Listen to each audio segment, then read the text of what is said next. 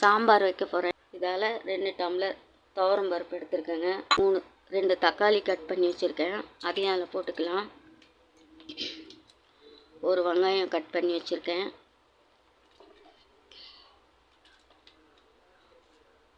ஒரு table spoon மிளகாத்தூள் வச்சுருக்கேங்க, அதையும் அதில் போட்டுக்கலாம். பூண்டு அதையும் அதில் போட்டுக்கலாங்க.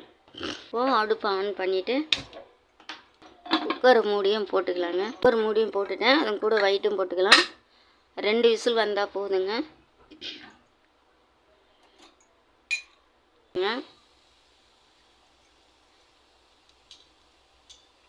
சாம்பாருக்கு ஒரு 2-3 டேபிள் ஸ்பூன் இருந்தால் போதுங்க எண்ணெய். உளுத்தம் பருப்பு போட்டுக்கலாம். ஒரு சின்ன டேபிள் ஸ்பூனால் போட்டுக்கலாம்.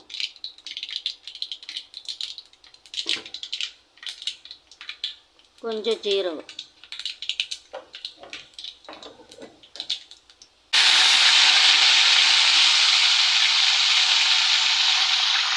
இப்போ நம்ம ஒரு வெங்காயம் நறுக்கி வச்சுருக்கோம், அதையும் வெங்காயத்தை வந்து இது மாதிரி கீட்டு வச்சுருக்கோம், அதையும் அதில் போட்டுருக்கோம். நாங்கள் இப்படி தாங்க சாம்பார் வைப்போம். அதையும் போட்டாச்சு.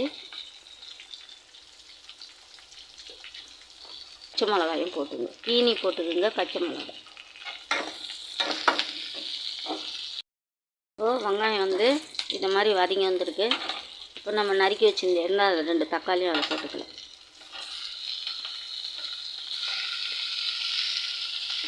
இதையும் நம்ம நல்லா வதக்கி விட்டுக்கலாங்க. தக்காளி வெங்காயம்லாம் இப்படி வதங்கி வந்தது.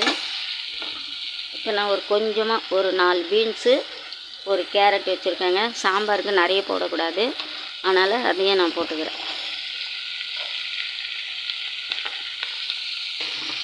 போட்டுட்டு இதை நல்லா வதக்கி விட்டுக்கலாம்.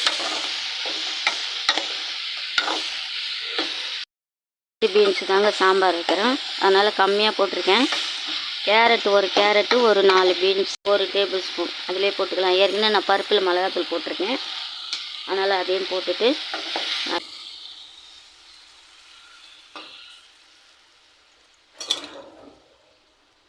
அதையும் விட்டாச்சு. இப்போ இதில் தேவையான தண்ணி போட்டு உப்பு போட்டுக்கலாம். நம்ம தண்ணி ஊற்றிட்டோம் காய் வைக்கிறதுக்கு. நான் கல் உப்பு தாங்க போடுறேன், வேணும்னா நீங்கள் சால்ட்டு கூட போட்டுங்க. நான் கல் உப்பு கொஞ்சமாக போடுறேன். அதுக்கப்புறம் நம்ம பத்தல்னா போட்டுக்கலாங்க, காய் வேகட்டும். அதனால் மூடி போட்டே நம்மலாம் காயெலாம் வேக விடுங்க. இது காய் இன்னும் கொஞ்சம் வேகணும். வெந்த உடனே நம்ம பருப்பில் கடைஞ்சி ஊற்றிட வேண்டியதாங்க. இல்லைங்களா, அந்த பருப்பு அதிலே பாருங்கள் எப்படி வெந்து வந்திருக்கு பாருங்கள். இந்த பருப்பு நல்லா வெந்து வந்திருக்கு. இதை மாதிரி ஒன்று எடுத்துகிட்டு அதில் நல்லா இது பண்ணிக்கோங்க.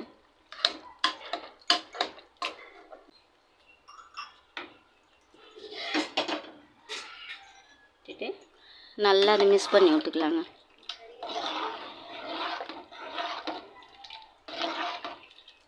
நான் மூடி தான் போட்டேன், அப்படி தந்து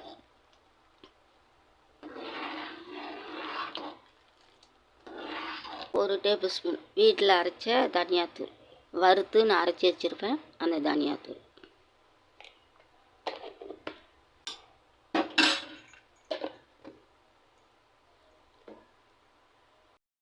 தேவைக்கேற்ற பெருங்காயத்தூள்.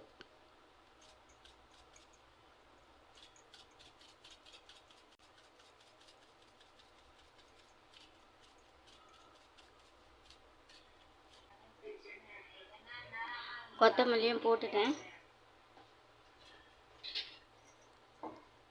இப்போ பாருங்கள் சாம்பார் எப்படி இருக்குதுன்னு பாருங்கள்.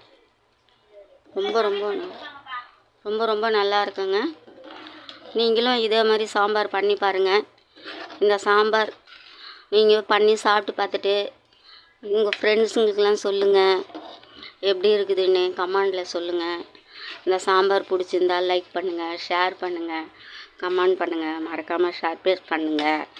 பாய்.